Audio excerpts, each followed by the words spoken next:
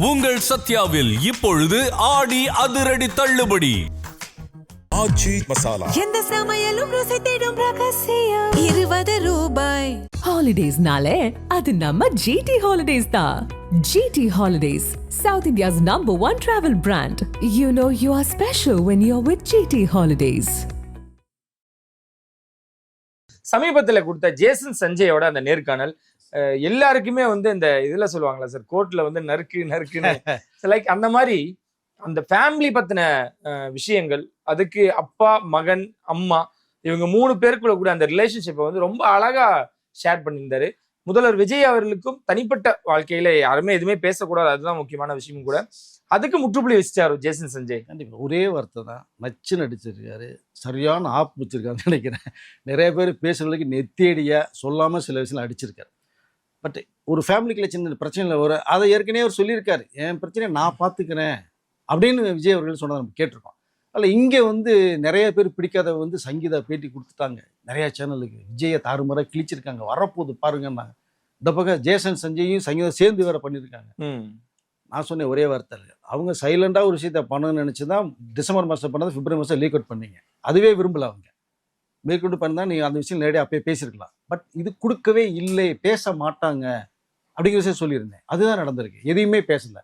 ஆனால் இந்த கேள்விகளுக்கு அவர் பார்த்துட்டு இருக்காங்களே, தமிழகத்தின் முதலமைச்சர் பையன் மாதிரியா நீங்கள் பார்த்தீங்க, ரொம்ப ஹம்பிளாக ரொம்ப மெச்சூரிட்டியான ஒரு ஸ்பீச். நம்ம பார்த்தது குட்டி ஜெயசஞ்சய் பார்த்துருப்பாங்க எல்லா பேருமே, இந்த வளர்ந்த ஒரு மெச்சூரிட்டியான பதில்.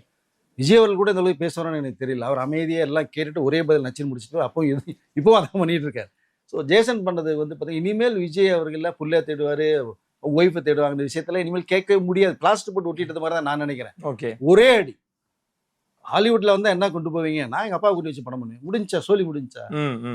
வரலாற்று சிறப்புமிக்க வெற்றியை தமிழ் மக்கள் கொடுத்துருக்காங்க எங்க அப்பாவுக்கு, அதை தக்க வச்சுக்கிறதுக்கு நாங்களும் உறுதுணையா இருப்போம் அப்படின்னு பேசுறத பார்க்கும்போது, இதை ஜேசன் சஞ்சய் பேசுறதை தவிர்த்து சங்கீதாவுடைய குரலாக தான் நான் பார்க்கிறேன் ஜேசன் சஞ்சய் பேசுறதை. அதனால அவர்களுக்குள்ள விஷயம், அந்த மனைவி பசங்க, ஸோ அவங்க அப்புறம் பொண்ணுடைய அங்கே படிச்சு திவ்யா படிச்சுட்டு அவங்களோட ரொம்ப ரொம்ப அஃபெக்ஷன் உள்ளவர் விஜய் அவர். ஆண்கள் எப்பவுமே நீங்கள் அந்த பாசத்தை வெளியில் அவ்வளோ காட்டிக்கவே மாட்டேன், எப்போவுமே அது உள்ளுக்குள்ளேயே இருக்கும், தேவைப்படும் போது தான் காட்டுறது. ஸோ திவ்யா மேரெல்லாம் அவ்வளோ அஃபெக்ஷன் உள்ள. ஜனநாயகன் படம் செலக்ட் பண்ணது காரணம் நடந்த அப்பா பிள்ளை பாண்டி, இந்த மமிதாவும் விஜய் அவர்களும் பார்த்தீங்கன்னா ரியல் ஃபாதர் டாக்டர் மாதிரி இருப்பாங்க. கதையை தேர்ந்தெடுத்து திவ்யா மேல இந்த மிகப்பெரிய ஒரு லவ், அன்பு தான், அஃபெக்ஷன் தான். ஸோ பசங்கள் மேலே ஒய்ஃப் மேலே குடும்பத்து மேலே தனி ஒரு பிரியம் இருக்குது. அதெல்லாம் நீங்கள் தவிர்க்க முடியாது. அதை தேவையில்லாமல் நீங்கள் பேசி இனிமேல் அந்த வீட்டிலேருந்து வெல்லுவான்னு சொல்லுவீங்களா, செய்வீங்களா? அது ஜேசன் ஒரே அடியாக அடிச்சிருக்காரு தேடி. எனக்கும் எங்கள் அப்பாவுக்குள்ள பாண்டிங் என்ன, ஃபேமிலிக்கு உள்ளது என்ன, எங்கள் அப்பாட்ட கேட்டு தான் பண்ணுவேன், எங்கள் அம்மாவோட கேட்டு தான் பண்ணுவேன் நான் அப்படிங்கிற விஷயம் பார்க்கும்போது, இங்கே சங்கீதா விரைவில் ஜேசன் மாதிரி ஒரு நேர்காணலை பண்ணுவேன்னு தான் நான் எதிர்பார்க்குறேன். அது வரும்போது பாசிட்டிவாக மாறும் எல்லாமே. அப்போ என்ன பேசு, இனிமேல் எதுவுமே பேசக்கூடாதுங்கிறது தான் நான் ஜேசன் பேசுறதை நான் பார்க்குறேன். இல்லை, இதனால வரைக்கும் எங்கள் குடும்பத்தில் என்ன நடக்குதுன்னு நீங்கள் பேசிட்டு இருந்தீங்க, இனிமேல் நீங்கள் எதுவுமே பேசக்கூடாதுன்னு நான் பேசினேன் அப்படின்ற மாதிரி தான் இருந்தது. செங்கல்பட்டில் நடந்த அந்த டிவோர்ஸ், இது எல்லாமே முற்றுப்புள்ளியா சார்? மீண்டும் இல்லை, அவங்க ஆல்ரெடி அதே வீட்டில் தான் இருக்காங்க. அவங்க ஒற்றுமையை வந்து பிரதிபலிச்சுட்டாரு. இல்லை, விரைவில் அதுக்கு ஒரு வாய்ப்புகள் வருன்ற ஒரு தகவல் நமக்கு வருது. ரசிகர்களும் மக்கள் அதான் எதிர்பார்க்குறாங்க. ஒட்டுமொத்தமாக பேசும்போது பார்த்தோம்னா ஐயோ ஒன்று சேர்ந்தா ரொம்ப சந்தோஷமா, குடும்பம் முக்கியம், அப்புறம் தான் தமிழ்நாடு முக்கியம், நாங்கள் முக்கியன்றால சொல்லப்படுற விஷயம் தான் நம்ம அவர்கிட்ட மக்கள்கிட்ட கேட்க முடியுது. அதனால் அது ஒரு சின்ன பிரச்சனை, ஒரு வந்து என்ன சொல்ல எமோஷனல் விளைவாக பண்ணதான் சங்கீதா அவர். அதில் கூட வந்து கோர்ட்டில் இருக்கல வெளில அனுப்பிச்சிட்டு நாம் 3 பேர் மட்டும்தான் ஆன் கேமராவில் பேசணும்னு சொன்ன விஷயத்தை நம்ம கேட்டிருக்கோம். டிசம்பர் மாதம் படுறது பிப்ரவரி மாதம் ஆட்டோமேட்டிக்காக வெளில வருது அப்படின்னா, இதை தூண்டுதல் பேரில் எல்லாம் பண்ணதான் விஜய்க்கு மக்கள் மத்தியில் செல்வாக்கு குறைக்கணும் தான். பட் அவர்களுக்கு இந்த நோக்கமே இல்லை. போக போக சரியாகும் அப்படிங்கிற ஒரு பிரச்சனை வந்ததுன்னா அந்த ஈகோவில் கொஞ்சம் கிளாஷ் ஆகும், கொஞ்சம் ஓடுங்க, அதுக்கு டைம் கொடுக்கணும், எல்லாத்தையுமே டைம் கொடுக்கணும். ஸோ நீங்கள் சொன்னது மாதிரி அதில் மாறுதல் வந்ததுன்னா மிகப்பெரிய சந்தோஷமாக அதை நான் பார்க்கிறேன். வரதுக்கு வாய்ப்புகள் நிறைய இருக்கு சார். இப்போ நம்மளோட பார்வையில் அரசியல் வேறு, சினிமா வேறு, குடும்பம் வேறுன்னு பார்த்தவர் தான் முதல்வர் விஜய் அவர்கள், இதன் மூலியமா தெரியுது.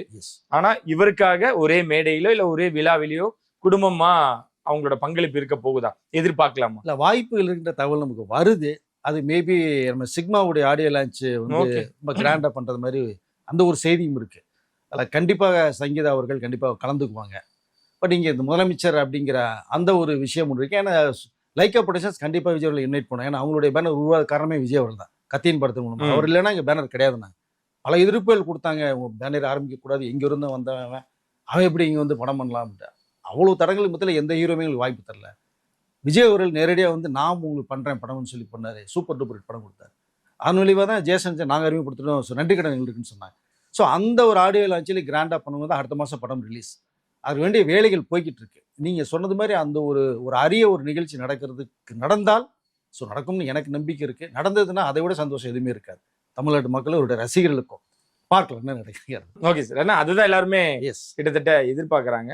ஸோ நேற்று நடந்த அந்த உதயநிதி அவர்களோட அந்த விஷயங்கள் தான் முதல்வர் அவர்களோட நேரடி கட்டுப்பாட்டிலையோ அவரோட உத்தரவின் பேரில் தான் நடந்ததா? ஏன்னா இல்லை 2ஆம் கட்ட தலைவர்கள் தான் அதை பண்ணாங்க, இதை வந்து முதல்வர் மேலே திருப்பிட்டாங்க அப்படின்றாங்க.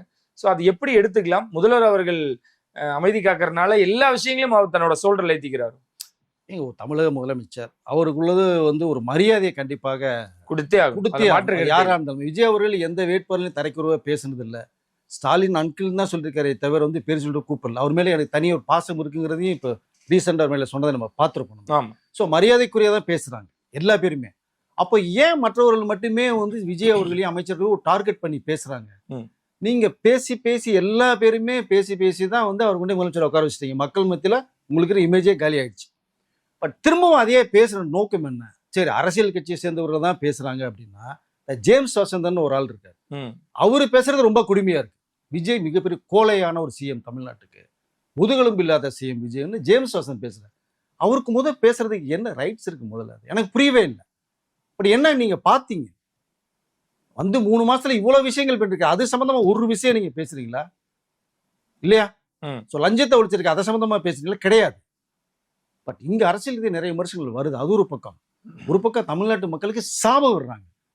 அவங்களுக்கு ஓட்டு போட்டு உட்கார வச்சுட்டீங்களான்னு சத்யராஜ் ஒரு பக்கம் பேசுற சாபம் விடுறாரு, ஒரு பக்கம் சீமான் அவர்கள் சாபம் விடுறாரு. ஏங்க அந்த மக்கள்கிட்ட தான் நீங்க ஓட்டு கேட்க போறீங்க எல்லா பேருமே. அவருக்கு சாபம் விட்டா என்ன அர்த்தம்? இப்போ ஏதோ ஒரு மாற்றத்தை எதிர்பார்த்தாங்க, உட்கார வச்சுட்டாங்க. நம்ம அப்படிதான் பார்க்க வேண்டியது இருக்கு. அப்போ நேற்று நடந்த அந்த ஒரு சம்பவம் கூட பார்த்தீங்க அப்படின்னோம்னா, அந்த காவிரி பிரச்சனைக்கு போனது ஓகே, எதிர்கட்சி தலைவர்னா ஈக்குவல் டு சிஎம்க்குள்ள மாண்புமிகு அந்த மரியாதை எல்லாமே இருக்குது. அவருக்கு ஒரு தனி மரியாதை இருக்கு எதிர்கட்சி தலைவர். பட் அவங்க ஏன் அப்படி பேசினா எனக்கு உண்மையிலேயே புரியல எனக்கு.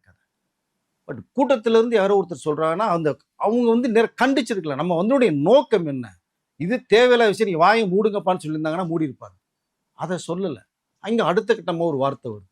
அந்த வார்த்தை என்னன்னு தெரியுது, நம்ம சொல்றதே கூச்சமா இருக்கு. பட் அதை சொல்லியிருக்க வேணாம் அவர். சரி, ஒருவேளை வாய் தவறுதெல்லாம் வந்துருச்சு, எதுவும் ஃப்ளோவில் வந்துருச்சு, நிறைய பேசும்போது சின்ன விஷயங்கள் வரதான் செய்யும். அது வருத்தம் தெரிவிச்சிருந்தா கூட இவ்வளோ பெரிய விஷயம் வந்துருக்கு. அதில் முதலமைச்சர் பண்ணுறாரு, அமைச்சர்கள் சொல்லி 2ஆம் தரமாக பண்ணுறாங்கன்ற மேட்ரே இது கிடையாது. இதை பட் அதான் நான் சொன்னேன், நான் இதை தாய்மொழி தாய்நாடு காவிரி தாயின்னு தான் சொல்கிறோம். அப்படி பெண்களுக்கு ஒரு மரியாதை இருக்கிற ஒரு நாடு தான் தமிழ்நாடு. இந்தியாவே வச்சுக்கலாம் நம்ம. ஸோ தமிழ்நாட்டில் அவங்களுக்கு ஒரு மரியாதை இருக்குது. நீ அவர்களை வந்து நம்ம தரைக்குறவா பேசும்போது பெண்களுடைய வாக்கு சதவீதம் தமிழ்நாட்டில் 52% இருக்கு. இந்த 52% எத்தனை வாக்கு உங்களுக்கு வந்திருக்குங்கிறது நமக்கு தெரியும். இதை அப்போ வரக்கூடிய வந்து இடைத்தேர்தல் வரப்போகுது, ஊராட்சி வரப்போகுது, நாடாளுமன்றம் வரப்போகுது, 31 எலெக்ஷன் வரப்போகுது. இப்போ பெண்களுடைய ஓட்டு ஒட்டுமொத்தமாக சரிஞ்சிற நிலைமை என்ன ஆகுது? நம்ம வீட்லயும் குடும்பம் இருக்கு, அம்மா இருக்காங்க, தங்கச்சி இருப்பாங்க, ஒய்ஃப் இருப்பாங்க, பெண்கள் இருக்காங்க இல்லையா? அதையும் உதய் அவர்கள் தான் நேற்று அந்த பிரஸ் மீட்லயும் சொன்னாரு, என்னையே அப்படி வளர்க்கல, என் வீட்லயும் பெண்கள் இருக்காங்க அப்படின்றத. ஆனா இது இருந்தாலும் திட்டமிட்டு நடக்கக்கூடிய ஒரு விஷயமா சார்? குறிப்பா எல்லாம் அவங்க தரப்பட்டு என்ன சொல்றாங்கன்னா, நாங்க இன்னைக்கு அந்த சட்டமன்றத்துக்கு வரக்கூடாதுன்னு திட்டமிட்டு கைது அப்படின்றதான் பார்க்க முடியுது அப்படின்ற மாதிரியான விஷயங்களை திட்டமிட்டு பண்ண வேண்டிய அவசியம் இல்லைன்னு தான் நான் நினைக்கிறேன். அதை நேற்று விசாரணைக்காக தான் கூட்டு போனாங்க, நைட்டே ரிலீஸ் பண்ணிட்டதை நம்ம சம்பவத்தை தான் பார்க்குறோம். இது காலங்காலமாக எந்த ஆட்சி வந்தாலுமே நடக்கிறது தான். பஸ்ஸில் கூட்டு போவாங்க, கல்யாணத்தில் உட்கார வைப்பாங்க, திரும்பி 6 மணி ஆனால் ஜூஸை கொடுத்து அமுச்சு விட்ருவாங்கன்றத நம்ம பார்த்துருக்கணும். பட் என்னன்னா, இந்த பெண்களை பற்றி நிறைய பேர் தவறுதலாக பேசிட்டு இருக்காங்க. இதற்கு முன்னாடி பார்த்தீங்கன்னா எல்லா கட்சியிலையுமே அதுக்குன்னு மேடை பச்சல இருப்பாங்க. இது எதற்குன்னு நான் கேட்குறேன். நான் இது தேவையில்லை. தமிழ்நாட்டு இப்போ அரசியல் கட்சியே அதாவது இப்போ டிவிக்கு அரசு இருக்குது. தமிழ்நாட்டுக்கு நீ என்ன செஞ்சீங்க, என்ன சொல்லிட்டு வந்தீங்க, ஏன் செஞ்சீங்களா செய்யல, தமிழ் மக்கள் என்ன, அதை நோக்கி உங்களோட பயணம் இருந்தால் சிறப்பாக இருக்கும். அந்த கட்டத்துக்கே போகாமையே பேசுறது வந்து எப்படி ஏற்றுக்கொள்ள முடியாது? அந்த கூட்டத்தில் அந்த ஒருத்தருக்கு குரல் கொடுக்குறாரு, திரிஷான்னு சொல்லும் போதே நம்மளுடைய எதிர்கட்சி தலைவர் அவர்கள் வந்து வாய மூர்ராணி அப்படின்னு சொல்லியிருந்தாங்கன்னா கப்சிப்புன்னு இருப்பாங்க. இவர் சொல்ல கட்டுப்பட்டவர்கள் தான் எல்லாமே. அப்போ கப்சின்னு இருப்பாங்க. அங்கே சொல்லும் போது இங்கே ஒரு பதில் வருதும் போது அதை கூட அவங்க திரிஷா சொன்னா கூட கடந்து போயிருந்தா கூட பிரச்சனை இல்லை. அவருடைய இலக்கு என்ன, நம்ம அதை நோக்கி தான் போகணும். அதனால நம்ம வந்து யாருமே வந்து ஃபேமிலியில் வந்து எல்லாமே வளர்ப்பு சிறப்பாக தான் இருக்கும், அப்படின்னு மாற்று கருத்தே இல்லை. ஸோ அதை தான் நம்ம எதிர்கட்சி தலைவர் கூட சொன்னாங்க, வளர்ப்பு அப்படி வளர்க்கலன்னு சொன்னாங்க. அது நியாயம், நான் மறுப்பதற்கே இல்லாத.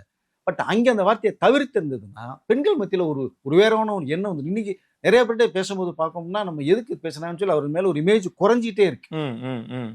ஏன்னா மக்கள் எம்ஜிஆர் அவர்களுக்கு மிகப்பெரிய சதவீதத்தை கொண்டு போய் சேர்த்தாரு. அந்த பெண்கள் ஓட்டு தான் அதிகமாக வந்தது அவருக்கு. அதே தான் விஜய் அவர்களுக்கும் வந்திருக்கு. அப்போ பெண்களை மதிக்கணுங்கிறது நம்மளுடைய கலாச்சாரமாக இருக்குது. அதில் தான் நம்ம வெளியில் போகவே முடியாது நம்ம அதை. அப்போது அதாவது உதயநிதி அவர்களும் கலைத்துறையில் ஒரு நடிகராக இருந்து வந்தவங்க தான். அவங்க ஒரு நடிகை, எல்லாமே கோஆர்டிஸ்டாக வந்தவங்க. அப்போ ஒரு நடிகை பற்றி நம்ம பேசணுங்கிறது வந்து கண்டிப்பாக அது அவருக்கு உறுத்தலாக இருந்திருக்கும், பின்னாடி இருந்திருக்கும். ஏதோ நம்ம ஒரு ஃப்ளோவில் அவன் கேட்டோம்னா பேசிட்டோம்னு கண்டிப்பாக ஃபீல் பண்ணியிருப்பாங்க. பட் ஆனால் அது வந்து நீங்கள் வந்து எக்ஸ்பீரியன்ஸ் இருக்குது. டெப்டி சிஎம் இருந்தவர்கள் எதிர்க்கட்சி தலைவர் இருக்கீங்க. ஸோ நாளைக்கு எது வேணாலும் மாறலாம் இல்லையா நமக்கு அதை. ஸோ அதில் பெண்கள் ரொம்ப முக்கியங்கிறது தயவுசெய்து புரிஞ்சுக்கிட்டாங்கன்னா பிரச்சனை இல்லைன்னு தான் நான் தோணுது. அதை இனிமேல் அது சம்மந்தமான விஷயங்கள் வரான்னு தான் நினைக்கிறேன். ஓகே, சரி, இதெல்லாம் ஒரு பக்கம் இருந்தாலும் மிக விரைவில் அந்த உள்ளாட்சி தேர்தலானது வரப்போகுது. உள்ளாட்சி தேர்தல் வந்தால் நாங்கள் தான் கிங் மேக்கர் அப்படின்னு சொல்லக்கூடிய திமுக அதிமுக வேட்டியை மடிச்சு கட்டியிருக்காங்க. எப்படி பார்க்குறீங்க, எப்படி இருக்க போகுது உள்ளாட்சி தேர்தல்? ஏன்னா இங்கே இருக்கிறது எல்லாமே இளம் படைகள் அப்படின்னு சொல்லக்கூடியதான்.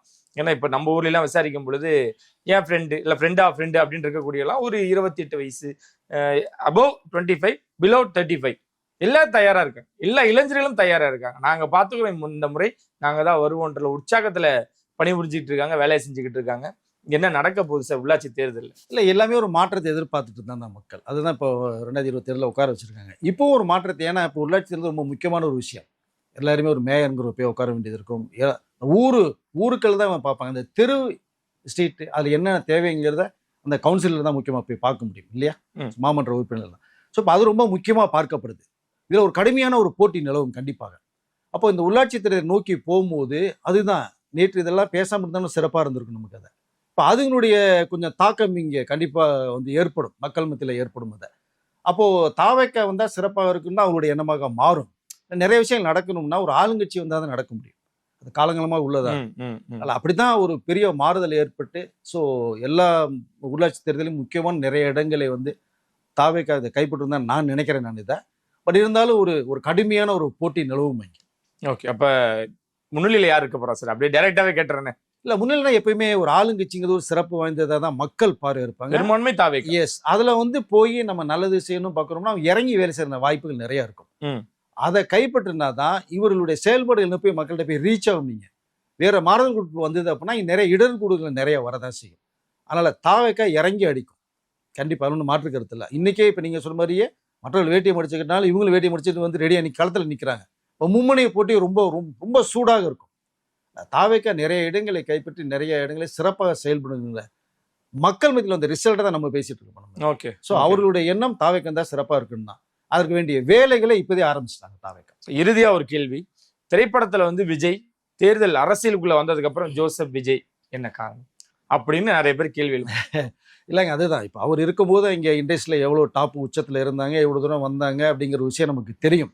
அதை அப்படியே தூக்கி விட்டு தான் நம்ம தமிழ்நாட்டு மக்களை சேர்ந்து சொல்லிட்டு இறுதி படமாக அறிவிச்சுட்டு 220 கோடி விட்டுட்டு நேரம் இங்கே வந்து மாதம் 2 லட்சம் சம்பளத்தில் வேலை செஞ்சுட்டு இருக்காரு.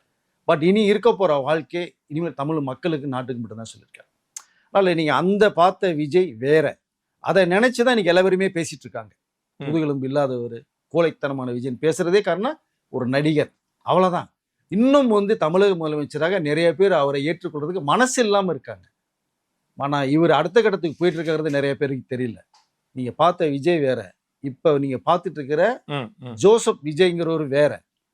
இல்லைனா இந்த ஒரு இவ்வளோ விஷயங்கள் அரசியல் நடக்கும் தெரிஞ்சே தான் உள்ளே குதிச்சிருக்கார், தெரியாமல் கிடையாது. நிறைய ட்ரெய்லராக நிறைய விஷயங்கள் பண்ணுறாங்க, சினிமா ஸ்டைல்லே பேசணுன்னா நிறையா பண்ணிகிட்டு இருக்காங்க. அதில் இனிமேல் பார்க்கக்கூடிய சிஎம் வந்து ஜோசப் விஜய்ங்கிறவரை வேற மாதிரி பார்ப்பாங்க எல்லா பேருமேங்கிறது தான் நான் நினைக்கிறேன். அதனால் அவருடைய ஸ்பீடு வேற லெவலில் போய்கிட்டு இருக்கு. நீங்கள் விஜயை தவிர்த்துட்டு முதலமைச்சர் ஜோசப் விஜய்ன்னு பார்த்தீங்கன்னா சிறப்பாக இருக்கும். நீங்கள் அதை தவிர்த்து நீங்கள் இன்னமும் தற்கூரி விசிலடிச்சாங்க குஞ்சுகள், அணில் குஞ்சுகள், கோழைத்தனம் அப்படி இப்படின்னு பேசிகிட்டே இருந்தேன்னா அவர் மேலே உயர்ந்துக்கிட்டே போவார். மக்கள் தூக்கி உட்கார வச்சுட்டு போயிட்டே தான் இருப்பாங்க. உங்களுடைய இருக்கிறது எல்லாமே குறையிற வாய்ப்புகள் இருக்குது. அதனால் குறிப்பாக இருக்கிற 2 ஜாம்பவான்கள் வந்து நம்ம என்ன சொல்றது, அல்லு செல்லுகள்லாம் விட்டு பேசி பேசி பேசி மக்கள் இமேஜையே குறைச்சிட வேண்டாம். நீங்கள் பேசுங்க, உங்களோட பேச போகிறாங்க மற்றவங்க, நீங்கள் விமர்சனம் பண்ணுங்க, நீங்கள் குரல் கொடுங்க. மற்றவர்களை பேசி அந்த 2 மாபெரும் ஜாம்பவான்கள் வந்து இந்த இமேஜை வந்து சுத்தமாக குறைச்சிட வேணாங்கிறத நான் நினைக்கிறேன். அதில் அந்த விஜயை மறந்துடுங்க, நடிகர் விஜயை மறந்துடுங்க. இனிமேல் அவர் இனிமேல் இண்டஸ்ட்ரியில் இல்லை. இனிமேல் பார்க்க போகிறது அரசியல்வாதியாக ஒரு தமிழகத்தின் முதலமைச்சர் ஜோசப் விஜயாக நீங்கள் பார்த்தீங்க அப்படின்னா சிறப்பாக இருக்கும். பட் அவருடைய வளர்ச்சியை யாரும் கட்டுப்படுத்த முடியாதுன்னு தான் மக்களுடைய எண்ணமாக இருக்குது.